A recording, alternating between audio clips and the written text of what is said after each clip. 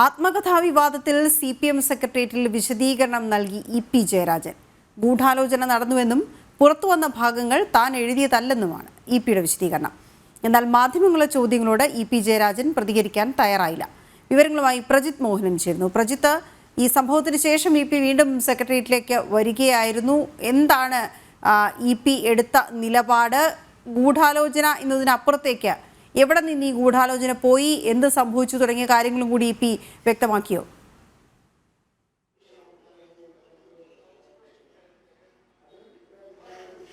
വീണ, അങ്ങനെ ഒരു വിശദീകരണത്തിലേക്ക് EP ജയരാജൻ കടന്നില്ല എന്നുള്ളതാണ് നമുക്ക് മനസ്സിലാക്കാൻ കഴിയുന്നത്. നമുക്ക് ലഭ്യമാകുന്ന വിവരമനുസരിച്ച്, ഇപ്പോൾ ലഭ്യമാകുന്ന വിവരമനുസരിച്ച് തനിക്കെതിരെ ഒരു ഗൂഢാലോചന ഉണ്ടായിട്ടുണ്ട്.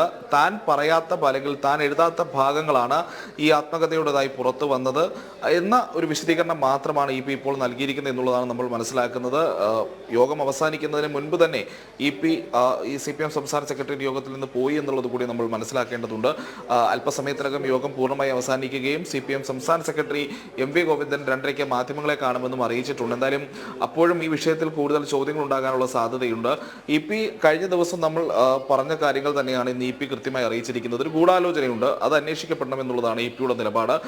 താൻ പറയാത്ത കാര്യങ്ങൾ പുറത്തു വന്നുവെന്നും EP പറയുന്നു. പക്ഷേ അപ്പോഴും CPM സംസ്ഥാന സെക്രട്ടേറിയറ്റ് നേതൃത്വം അല്ലെങ്കിൽ CPM സംസ്ഥാന നേതൃത്വം EPയെ പൂർണ്ണമായും വിശ്വസിക്കാത്തൊരു സാഹചര്യമുണ്ട്.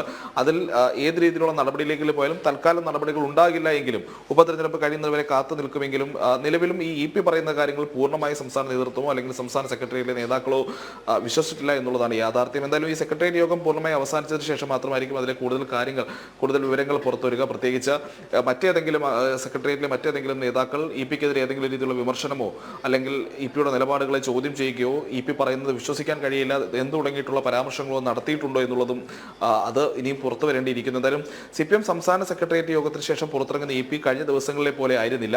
മാധ്യമങ്ങളോട് ഇന്ന് അദ്ദേഹം പ്രതികരിച്ചില്ല എന്നുള്ളതും ശ്രദ്ധേയമാണ്. കഴിഞ്ഞ ദിവസമൊക്കെ ഈ വിവാദത്തിൽ മാധ്യമങ്ങൾ എപ്പോൾ എത്തുമ്പോഴും EP കൃത്യമായി അതിൽ നിലപാട് പറയാൻ തയ്യാറായി നിൽക്കുന്നുണ്ടായിരുന്നു. ഇന്ന് അദ്ദേഹം അങ്ങനെയല്ല. വിശദീകരണം നൽകിയതിനു ശേഷം പെട്ടെന്ന് യോഗത്തിൽ നിന്ന് പോകുകയുണ്ടായി. അത് ഏത് സാഹചര്യത്തിലാണ് എന്നുള്ളത് നമുക്ക് അറിയില്ല. ഇനി ഏതെങ്കിലും രീതിയിൽ മാധ്യമങ്ങളോടുള്ള പ്രതികരണം വിലക്കിയിട്ടുണ്ടോ എന്നുള്ളതും അറിയില്ല. അതൊക്കെ കൃത്യമായി കുറച്ച് നേരത്തിനുള്ളിൽ തന്നെ വ്യക്തമാകുകയുള്ളൂ. എന്തായാലും തൽക്കാലം EP പറഞ്ഞത് വിശ്വസിച്ച് മുന്നോട്ട് പോകുക എന്നുള്ളതായിരിക്കും ഒരു പക്ഷേ CPM സംസ്ഥാന സെക്രട്ടറി എടുക്കുന്ന തീരുമാനം. കാരണം ഈ ഉപതെരഞ്ഞെടുപ്പ് അവസാനിക്കുന്നതുവരെയെങ്കിലും വിവാദത്തിൽ കൂടുതൽ ചർച്ചയാകുന്ന ഒരു സാഹചര്യത്തിലേക്ക് പാർട്ടി ഈ വിഷയം കൊണ്ടുപോകേണ്ട എന്നുള്ളൊരു നിലപാട് സ്വീകരിക്കാൻ സാധ്യതയുണ്ട്. എന്തായാലും അല്പസമയത്തിനുള്ളിൽ തന്നെ MV ഗോവിന്ദൻ മാധ്യമങ്ങളെ കാണും. അപ്പോൾ നമുക്ക് കൂടുതൽ വിവരങ്ങൾ ലഭ്യമാകുന്നതായിരിക്കും. ശരി പ്രജിത്ത്.